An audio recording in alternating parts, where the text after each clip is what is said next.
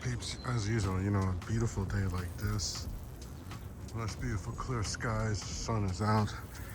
You know what I'm doing. I'm chilling and grilling, as usual. Anytime I can get on this grill, I will.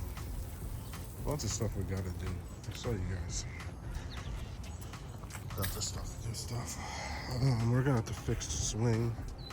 We had it on some boards, but they were used on the fence over there. So essentially, we're gonna have to dig the ground in, put that in, and it's kind of like a yearly task to readjust these woods here. Planting got all done today. Oh wow, didn't even notice those guys there. Hopefully I got them on camera. Then we gotta pull all the stuff across here. Then fix this, obviously. I'm not sure where these are gonna go. They usually go on the side there. We see all those ones. Usually go to the other one. Gonna have the fire put here. And actually something really cool on my party.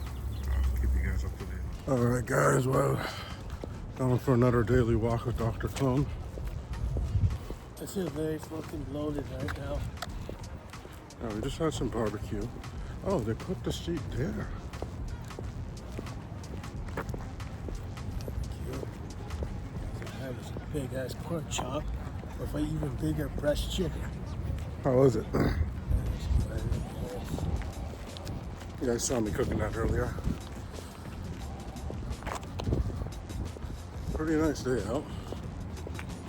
Yeah. They got seats here too. And some new sand things. I don't know what those are all about. What the hell? I would have loved to have those kind of chic things. Yeah, that's true. That's true. And again, there'd be more of us just hanging around after school. Mm-hmm. That is very true. Because then we'd have a reason to. Mm-hmm. And somewhere to go, right? There's that. Or somewhere to sit down. I think is the one thing, there was literally nowhere to sit down back in the day at Gabriel. Nope.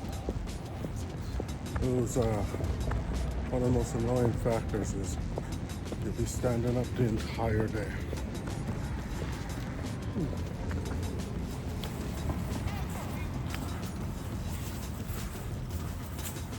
We're just heading to the mall. What are we grabbing? Card for Jeffrey because it's something day. Oh yeah, Father's Day on Sunday. And I have to look for a light bulb for my room. Did you grab the light bulb? It's in my pocket. Okay. He has a special kind of light bulb on his room. I told him we should go to Walmart, but he wants to just check the mall. Anyone who knows Mount Vermont, it is a 50-50 chance we'll be able to find. A regular light bulb would have been one thing. But I guess we'll give you guys an update in a moment.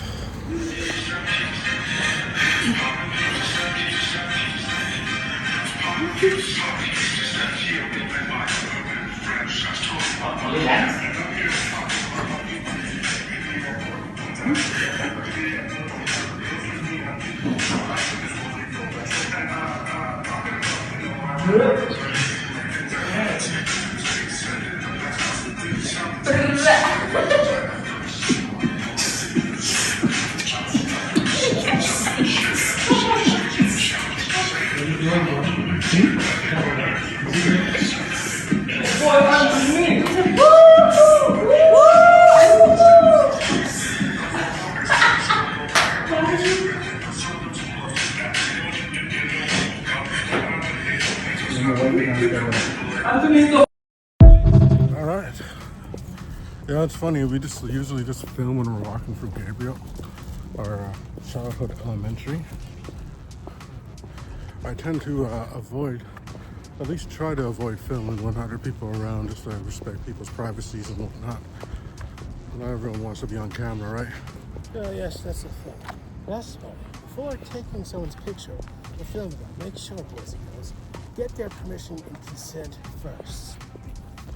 Even if, say, you're at a convention like we were. Yeah, a crowd is one thing. People know the media is going to be at those events because obviously people like us get media passes for a reason, right? But like if we were just doing regular shopping, like I could have in theory filmed us the whole time. Probably would be easier if we had someone else holding the camera. That is a factor, but yeah, if we see someone, we're walking down the street, someone walks by, we tend to put the camera down just to respect people's privacy. Plus, for some reason, some stores don't like it when streamers are streaming in their facilities. Yeah, that's true. Like, there's a handful. I won't name company names because I don't want to be sued. But you know who you are.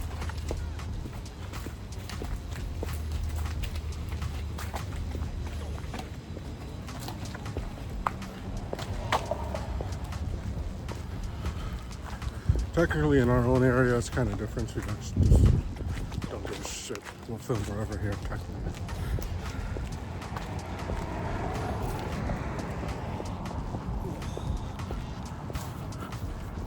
Yeah, I'll just walk around here, shooting.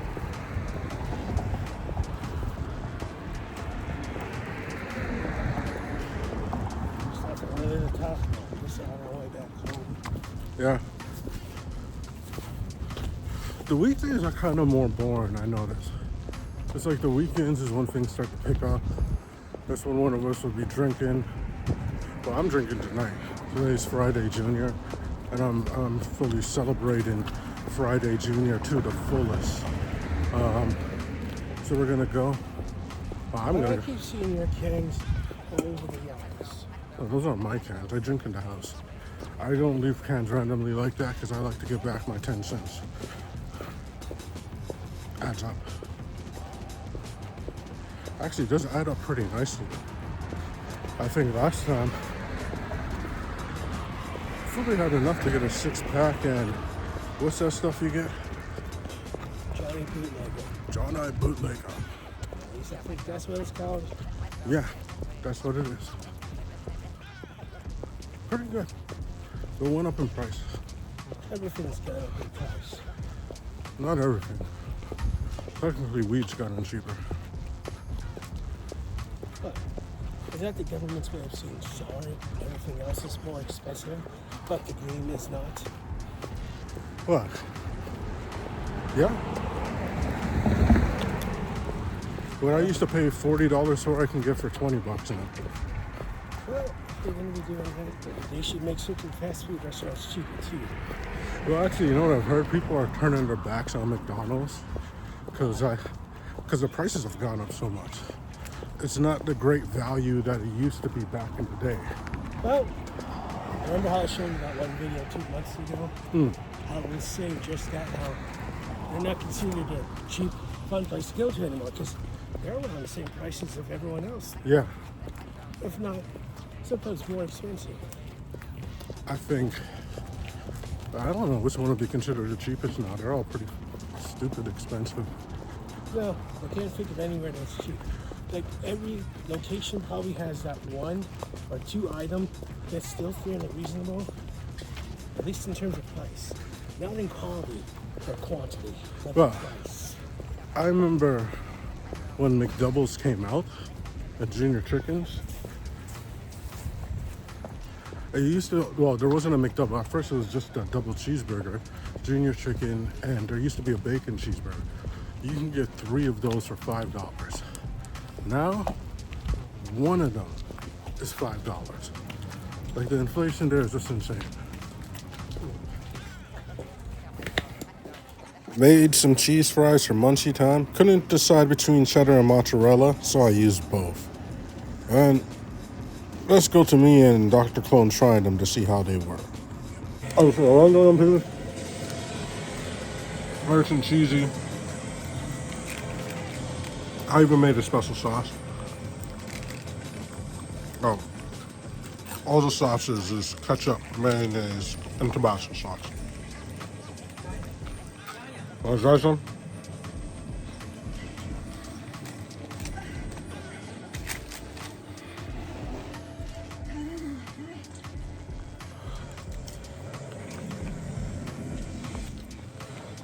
What do you think?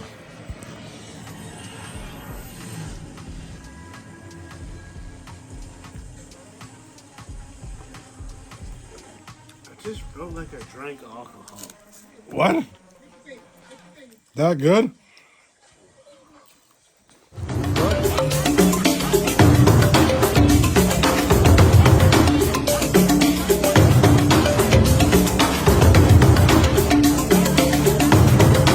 So Dr. Clone was insistent, despite the barbecue and those cheese fries, to get more food.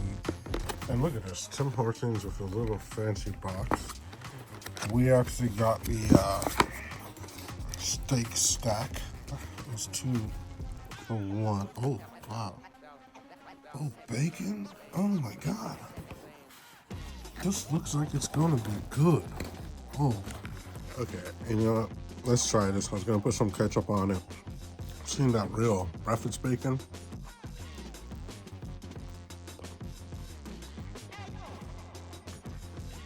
Yeah.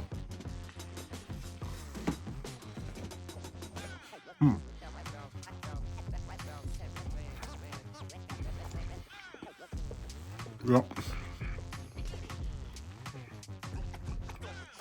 Tim Hortons done it again. Another banger. Dig into presentation, dig into flavor, dig into quality meat in there. 5 out of 5. Dr. Clone faces the monstrous silhouette of Cthulhu, lightning illuminating the battlefield as an electric tension fills the air. With fierce resolve, Tony Montana stands beside him, guns drawn, prepared to unleash their fury against the ancient terror. As the mist clears, the brothers celebrate their hard-fought victory over Cthulhu, pride swelling in their chests. From the shadows, 2 enchanting Japanese women emerge, drawn to their heroic aura, ready to join them on their next adventure. With laughter echoing through the ruins, the brothers embrace their newfound victory, reveling in the camaraderie of their triumph. As they walk along the shore, the sun setting behind them, the bonds of love and friendship blossom under the fading light. At a cozy beachside cafe, the atmosphere buzzes with joyful conversation as the brothers recount their epic battle, hearts swelling with pride. The camera captures a tender moment between Dr. Clone and his girlfriend, love blossoming against the backdrop of crashing waves. As the sun dips lower, Tony unleashes his vibrant energy, dancing joyfully on the shore, laughter ringing out like music. Meanwhile, Dr. Clone strolls hand in hand with his girlfriend, savoring the simplicity of life as they leave their mark on the sandy beach. Just as peace settles over them, Dr. Clone's phone buzzes ominously, revealing a cryptic message that ignites a spark of worry within him. Sensing the shift in the atmosphere, Tony turns toward his brother, uncertainty reflected in his eyes as the ocean becomes restless once more. With resolve solidifying their bond, Dr. Clone and Tony stand tall against the encroaching darkness, ready to face whatever evil lurks beyond the horizon. As the shadows lengthen, a menacing figure emerges, signaling that their adventure is far from over. The tension escalates as the sorceress emerges, her glowing eyes and dark aura radiating malevolence, seeking revenge for Cthulhu's defeat. With unwavering courage, Tony steadies his weapons, his fierce expression proclaiming his loyalty to Dr. Clone as he prepares to confront the looming threat. In a moment of brilliance, Dr. Clone quickly crafts a device designed to counter the sorceress's dark magic, his intellect shining bright amid chaos. As the danger intensifies, Tony leaps into action, his shots ringing out loud and true, fiercely defending his brother against the encroaching darkness. In an intense standoff, the sorceress effortlessly counters Tony's barrage, her dark aura swirling menacingly as she prepares to retaliate. Just in time, Dr. Clone unleashes his invention, a radiant beam of light cutting through the darkness, creating a stunning spectacle in the battle for survival. As the forces collide, an explosive shockwave erupts, sending a cloud of sand swirling around the brothers, their determination unwavering. The sorceress falters, her facade of control cracking as Dr. Clone's light begins to overpower her dark magic, desperation flickering in her eyes. Seizing the opportunity, Tony lunges toward the sorceress, his fierce resolve manifesting in a swift and powerful kick aimed at her core. Meanwhile, Dr. Clone fine-tunes his gadget, channeling all of his energy into the beam, ready to deliver a decisive strike that will end the conflict. With a fierce impact, Tony's kick sends the sorceress tumbling, her her confidence shattered as the darkness surrounding her begins to dissipate. In a climactic moment, Dr. Clone releases a torrent of pure energy, engulfing her in a dazzling explosion of light, signaling the end of her reign of terror. As the dust settles, the defeated sorceress embodies the remnants of her dark power, while Dr. Clone and Tony revel in their triumphant unity, exchanging a celebratory fist bump. Underneath a newly starry sky, the brothers embrace their loved ones, the warmth of victory enveloping them as peace returns once more. Around a glowing bonfire, the sound of laughter fills the air as the group shares tales of their epic adventures, forging deeper connections under the stars. In a heartwarming moment, Dr. Clone and his girlfriend roast marshmallows together, their eyes sparkling with joy amidst the warm glow of the fire. With infectious energy, Tony bursts into a spirited dance, inviting everyone to join the revelry, laughter ringing out against the serene backdrop. Dr. Clone and his girlfriend share a tender moment, swaying gently to the music, their hearts full from the love and camaraderie that surrounds them. As a gust of wind howls through the night, the bonfire flickers, casting eerie shadows that momentarily disrupt their joyous celebration. In the distance, ominous clouds swirl above the horizon, hinting at an approaching danger that could shatter their hard-earned peace. Sensing the shift in atmosphere, Dr. Clone rises, his demeanor turning grave as he scans the ominous clouds gathering overhead. With unwavering resolve, Tony tightens his fists, preparing for the next battle, a fierce determination burning in his eyes. From the depths of the darkening sky, a monstrous silhouette descends, its glowing eyes exuding an aura of malice that shatters their tranquility. Dr. Clone swiftly activates his gadget, adapting it for the impending confrontation, while Tony prepares his weapon, their bond unyielding as they brace for the looming threat. Dr.